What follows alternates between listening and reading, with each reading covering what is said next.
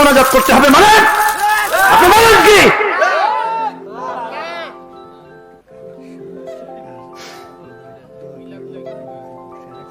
কিসের দোয়া? তো দোয়া তো আমরা করব, কিসের সিস্টেম? আমারে বসায় রেখে আপনি কি বেদাতি দোয়া করতে যাচ্ছেন?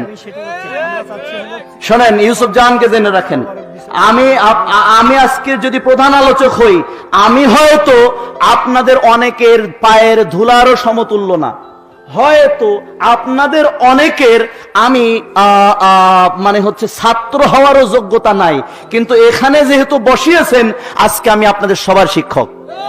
অতএব আমারটা মানতে আপনি বাধ্য, আমি আপনাকে সাহায্য করে যাব। অত সহজ মনে করার উপায় নেই। আর আপনাদের সাহায্য হতে টাকা দিতে হবে, মসজিদে কাজ চলবে, কোনো কথা নেই। টাকা দেন, ঠিক টাকা ঢালেন, টাকা লাগবে, মসজিদে টাকা দেন। এই যান, এত পাম্পটি দিতে পারবো না, সালাত হবে সালাতের উপরে, যে দানের উপরে বক্তব্য দিব, পাম দিব, তারপর দান করবা, সুবিধাবাদ জিন্দাবাদ হবে না, টাকা লাগবে, মসজিদে কাজ হবে, টাকা দাও, কথা শেষ। এরপর আমার আলোচনা শুরু। কথা বুঝতেছেন? বেদাতি কাম আমারে বসাই রেখে করা যাবে না, এগুলো পাগল ছাগল মনে করার সুযোগ নেই, ঠিক আছে? যা সুন্নাত তাই করতে হবে। তোমার সমাজ দিয়ে লাথি মারি তোমার সমাজকে আমি। যে সমাজে আসলে সুন্নাতকে অপমান করা হয়, ওই সমাজকে জুতা দিয়ে লাথি দিয়ে উড়িয়ে দাও, ভেঙে দাও তোমার সমাজকে। ওই সমাজ প্রতিষ্ঠা করো যে সমাজ 1450 বছর আগে প্রতিষ্ঠা হয়েছে। আল্লাহ বলেছেন, তাফতারিকু হাযিহি উম্মাতিন সালাসা ওয়া সাবঈনা, আমার উম্মত 73 দলে বিভক্ত হয়ে যাবে, কুল্লুহুম ফিন্নার, সবাই জাহান্নামে যাবে, ইল্লা ওয়াহিদা, একটা দল বাদে। সাহাবা বললেন, কারা সদল? বলেন, মা আনা আলাইহি ওয়া আসহাবি, আজকের দিনে আমি এবং আমার সাহাবারা যে নীতি, যে গতি, যে আমলের উপর প্রতিষ্ঠিত আছি, ওভাবেই যারা আমল করবে তারাই জান্নাতে যাবে। আমি বসে আছি, অন্য বেদাতি হুজুর দিয়ে সম্মিলিত মোনাজাত করতে হবে, মানে আপনি বলেন কি? দোয়া আমি করবো, দোয়া করার পদ্ধতি আমি জানি, আমি মুহাদ্দিস, আমি হাদিস পড়াই। অতএব টাকা দেন, মসজিদে কাজ চলবে, আলোচনার জায়গায় চলবে। বেদাতি সিস্টেম মেনে নেওয়া হবে না বাংলার জমিনে। বলছিলাম, সম্মিলিত প্রত্যেকের একাকী মোনাজাত করা সুন্নাত। প্রত্যেক দিন সকালে, সন্ধ্যায়, শেষ রাত্রে আল্লাহর কাছে হাত পেতে দোয়া করবেন। আল্লাহ রাসূল বলছেন, আল্লাহর কোন বান্দা যখন হাত তুলে আল্লাহর কাছে দোয়া করে, আল্লাহ সে হাতকে শূন্য হাতে বিদায় দিতে আল্লাহর লজ্জা লাগে। সেজন্য দোয়া কারোর কাছ থেকে ভাড়া করে হয় না, দোয়া নিজে করতে হয়, নিজে। ইয়াকা নাবুদু ওয়া ইয়াকা নাস্তাইন, you alone we worship, you alone we ask for help. আমরা ডাইরেক্ট তোমার ইবাদত করি, আমরা ডাইরেক্ট তোমার কাছে চাই। তোমার কাছে চাওয়ার মধ্যে আমাদের ভায়া কোনো মাধ্যম নাই। আল্লাহর কাছে চাওয়ার জন্য কোনো ভায়া মাধ্যম ধরতে হয় না, হুজুর ধরতে হয় না। তাহলে বাসের ঘরের দোয়াটা হুজুর দিয়ে পড়াও না কেন? হ্যাঁ, সব দোয়া যদি হুজুর লাগে, তাহলে বউর সাথে যখন বাসর ঘরে যাবা, বলবা হুজুর এসো দোয়া করে যাও। এত বড় ননসেন্স কেন? তোমার দোয়া তুমি করো, তোমার আল্লাহ তোমার দোয়া ডাইরেক্ট শুনবে। আমার নবী বলেছেন, আল্লাহর কোন বান্দা যখন দুহাত তুলে আল্লাহর কাছে বলে, সে হাত ফিরত দিতে আল্লাহর লজ্জা লাগে। হতে পারে সে অনেক বড় গুনাহগার, কিন্তু আল্লাহ জানে সে আমারই বান্দা, আমি ছাড়া তার কোনো রব নেই। সে ছাড়া হয়তো আমার অনেক বান্দা আছে, কিন্তু আমি ছাড়া তো আর হাত পাতার জায়গা নেই। এই জন্য তার কোনো ভায়া মাধ্যম লাগে না। আমরা সালাতে বলি ইয়াকা নাবুদু, আমরা ডাইরেক্ট তোমার ইবাদত করি, ওয়া ইয়াকা নাস্তাইন, আমরা সরাসরি তোমার কাছে ভায়া মাধ্যম ছাড়া সাহায্য চাই। তোমার কাছে চাওয়ার মাধ্যম লাগে না, ভায়া লাগে না। এজন্যই তো আমাদের দেশের আল্লাহর কাছে ডাইরেক্ট যাওয়া যায় না, পিঠ ধরতে হয়। হ্যাঁ, কেন পীর ধরতে হবে? তুমি আল্লাহর বান্দা, আল্লাহ তোমাকে সৃষ্টি করেছে। আল্লাহ বলেছেন, তোমার যদি সমস্যা থাকে তাহলে তুমি কি করবে? আল্লাহ রাব্বুল আলামিন এভাবে বলেছেন, ইল্লা মান তাবাম, তোমরা তওবা করবে। কি করবে? তওবা করবে। ওয়া আমানা আমালান সালিহান, নেক আমল অব্যাহত রাখবে। ফাউলাইকা ইউবাদদিলুল্লাহি সাইয়্যাতিহিম হাসানা, তখন আমি তোমাদের অতীতের সব গুনাহকে নেকি দিয়ে পরিবর্তন করে দেব। আল্লাহ বলেননি যে তোমাদের অনেক পাপ হয়ে গেছে, এখন তোমরা কিংকর্তব্য বিমূঢ় হয়ে হুজুরের কাছে যাও, তাকে দিয়ে আমাকে বলাও, তা বলেননি। আল্লাহ বলছেন তুমি তওবা করো, আমি তোমার গুনাহ তো মাফ করবই, গুনাহগুলো নেকি দিয়ে পরিবর্তন করে দেবো, ডাইরেক্ট আমার কাছে চাও। তোমার হুজুর লাগবে কেন? তো আমরা জানি না, হুজুর তো আমিও ছিলাম।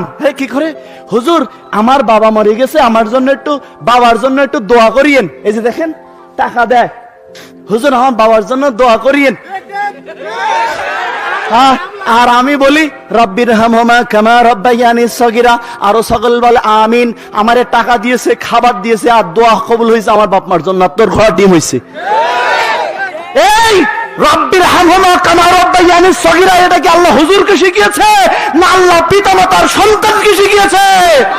তাহলে এই দোয়া বলার জন্য হুজুর লাগবে কেন? হ্যাঁ, ইসলামকে তোরা পাগলের দৌড় পাইছিস নাকি? ডাইরেক্ট তুই বলবি তোর বাবা মার জন্য। হুজুর বললে দোয়া কবুল হতে পারে, নাও পারে, কিন্তু সন্তান যখন পিতামাতার কাছে বলবে সাথে সাথে দোয়া কবুল করেন কে? জেনে রাখবো মুসলমান, ধর্ম শেখো, ধর্মের নামে ভণ্ডামি করিও না, ধর্মের নামে অধর্ম চালিও না। তুমি বলো কি আজকে আমাদের হুজুররা অমুকের বাপের কবরের ধারে কি কান্না করে, আল্লাহ নিজের বাপের কবরের পাশে একদিনও যায় না, তোমার বাপের কবরের পাশে কাঁদে কেন? তোমার পারলে হ্যাঁ তুমি হুজুর দিয়ে দোয়া করো কেন? আল্লাহর নবী বললেন সালাসাম ইজানাতুল ইনসানিন কাতাম আনহু, ইসলাম তোমাকে শিখিয়ে যায় ইজানাতুল ইনসানিন কাতাম আনহু আমালহু ইল্লা মিন সালাসাতিন ইল্লা মিন সাদাকাতিন জারিয়াতিন আও ইলমিন ইনতাফাউ বিহি আও ওয়ালিদিন সালিহিন, রাহুল বুখারী ও মুসলিম। বুখারীর 213 নম্বর পৃষ্ঠার 8 নম্বর লাইনে আল্লাহর নবী বলছেন মানুষ যখন মরে যায় সব আমলের দরজা বন্ধ করে দেওয়া হয়, কিন্তু ওয়ালিদিন সালিহিন, কোন সন্তান যখন তার পিতামাতার জন্য কিছু বলে আল্লাহর দরবারে সাথে সাথে কবুল হয়ে যায়, এমনকি মরার পরে কবরেও নেকি চলে যায়। হুজুর লাগে না, পিতামাতার জন্য সন্তানকে বলতে হবে, আর সন্তানের জন্য পিতামাতাকে বলতে হবে। আল্লাহর নবী পক্ষান্তরে বলছেন সালাসাম দাওয়াতুল্লাহ তুরাদ্দু, 3 শ্রেণীর মানুষ যখন আল্লাহর কাছে কোনো কিছু বলে দেয়, আল্লাহর নবী বলছেন লা তুরাদ্দু, আল্লাহ এভার নেভার রিজেক্ট দেয়ার দোয়া, আল্লাহ তাদের দোয়া কোনোদিন ফেরত দেন না। এক হচ্ছে দাওয়াতুল ওয়ালিদি লিওয়ালিদিহি, কোন পিতার মাতা যখন তার সন্তানের জন্য যা কিছু বলে নবী আমার বলছেন আল্লাহ সব কবুল করে নেয়। পিতামাতাকে যেমন হুজুরের কাছে যাওয়া লাগবে না, তার দোয়া ডাইরেক্ট আল্লাহ কবুল করে, কোন সন্তানকেও হুজুরের কাছে যাওয়া লাগবে না, তার দোয়া আল্লাহ ডাইরেক্ট কবুল করে, বলেছেন কে? আল্লাহ। অতএব আমার ভাইরা, আজকে আমরা দোয়া শিখে নাই। আমরা মনে করি একজন বলবে, এই অধিকাংশ সময় কি আমি বলি রব্বির হামহুমা কামা রাব্বায়ানি সগীরা, তাহলে এটা তো আমার বাপের উপকার হয়েছে, তোমার কি হয়েছে?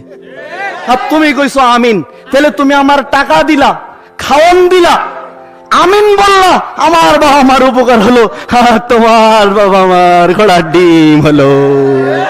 হ্যাঁ, তোমার রব্বির হামহুমা কামা রাব্বায়ানি সগীরা তোমার মুখ দিয়ে বলতে হবে, এটাই আল্লাহ শিখিয়েছেন, ঠিক কিনা? অতএব দোয়া শিখো, সকাল দুপুর সাঁঝে একটা সময় হলেও হাতখানা তুলে আল্লাহর কাছে মনের খবরগুলো বলে দাও, আল্লাহ তোমার দোয়া কবুল করবেন, আল্লাহ ওয়াদা দিয়েছেন। খালি কবুল করবেন না, আর দোয়া, আমার নবী বলছেন আর দোয়া হুয়াল ইবাদাত, তোমরা দোয়া করবে, কারণ দোয়া তো দোয়া না, দোয়া ইবাদত। দোয়া কি? দোয়া কি? ইবাদত।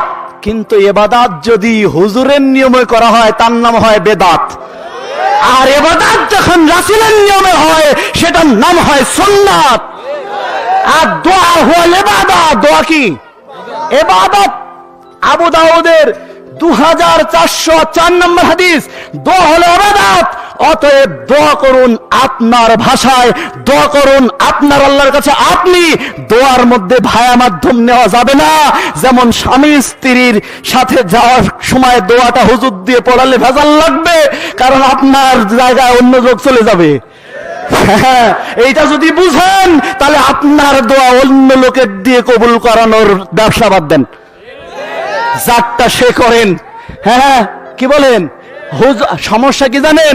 হুজুর পড়তেছে, দেখেন এই যে কষ্ট পায়েন না, এই যে দেখেন হুজুরের কাছে পানি পড়া নিয়ে আসছে। তো আমি তো হুজুর ছিলাম, পীর সাহেব ছিলাম, আমি তো পীর সাহেব ছিলাম, জানেননি? হ্যাঁ, তো এই যে দেখেন, এই আমার কাছে হাজার হাজার মানুষ আসতো। তো এভাবে আমাদের গোমরটা কেমন ছিল দেখেন, এই যে মানে সব পড়ছে আস্তে, ফুটিছি জোরে, মানে হুজুরের পোল গরম। হ্যাঁ, তার মানে জোরে। ওই বাকি কি পড়ছি জানেন? সূরা ফাতিহা পড়ছি, ওটা যদি জোরে পড়তাম, আর আয়াতুল কুরসি পড়ছি, ওটা যদি জোরে পড়তাম বলতে আমি জানি তোর লাগতো না, এই জন্য হাতেরা আসতে কয়। হ্যাঁ, বুঝছো? সূরা ইখলাস পড়ে আর নাস পড়ে, ও বলবে হাতে আমি জানি, আমি এমন কিছু জানি না, তাই দিয়ে ফুদিবা হুজুর, ওটা দিয়ে তো দোয়া কবুল হবে না, হাতে জানে। এই জন্য আসতে পড়ে, যাতে শিখে তুমি ওর কাছে আবার না যাও, আবার আসো।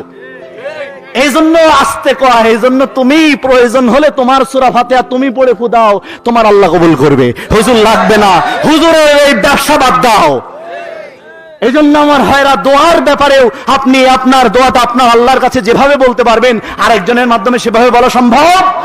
আপনি তো জানেই না আপনি ভিতরে কি চান, কিন্তু আল্লাহ বলেন কুলিন তুফুম মা ফিস সুদুরিকুম আও তুবদুহু ইয়ালামুল্লাহ। আমার বান্দা, যা কিছু তুমি প্রকাশ করো, আবার এমন কিছু আছে তোমার অন্তরে যা গোপন থাকে, তুমি যখন আমার কাছে দোয়া করো, ওটাও আমি কবুল করে নেই। ওয়া ইস্তাযযানা রাব্বুকুম লাইন শাকারতুম লাযিদান্নাকুম ওয়ালাকিন কাফারতুম ইন আযাবি লাশাদীদ। অতএব বান্দা, যদি দোয়া কবুল করাতে হয়, তোমরা তোমাদের আল্লাহর প্রশংসা করবে, প্রশংসা করবে, নবীর উপর দরুদ পাঠ করবে। এই সময় তুমি দোয়া করবে, যা তুমি দোয়া করবে আল্লাহর দরবারে তা কবুল হয়ে যাবে। তুমি মনে করো এমন একটা বিপদে আছো, সেখানে হুজুর নাই, পৃথিবীর কেউ নাই, এমন জায়গায় তুমি আছো, তখন তুমি কি করবে? ডাইরেক্ট আল্লাহর কাছে চাও। অতএব ও জায়গায় যেমন আল্লাহর কাছে চাইতে গেলে ভায়া লাগে না, মাধ্যম লাগে না, পৃথিবীর সর্বক্ষেত্রে জেনে রাখবে আল্লাহ তোমাকে সূরা ফাতিহা কেন প্রত্যেক ফরজ সালাতে ফরজ করা হয়েছে, সেখানে বলা হয়েছে ইয়্যাকা না'বুদু, আমরা শুধুমাত্র ডাইরেক্ট তোমার ইবাদত করি, ওয়া ইয়্যাকা নাস্তাইন, শুধুমাত্র একমাত্র তোমার কাছে সরাসরি সাহায্য চাই, তোমার আর আমার মধ্যে কোনো ভায়া মাধ্যম নাই। অতএব জেনে রাখবেন আমার ভাইরা, এখান থেকে বিরত থাকা যাবে না। আমি গুরুত্বপূর্ণ কিছু পয়েন্টে কথা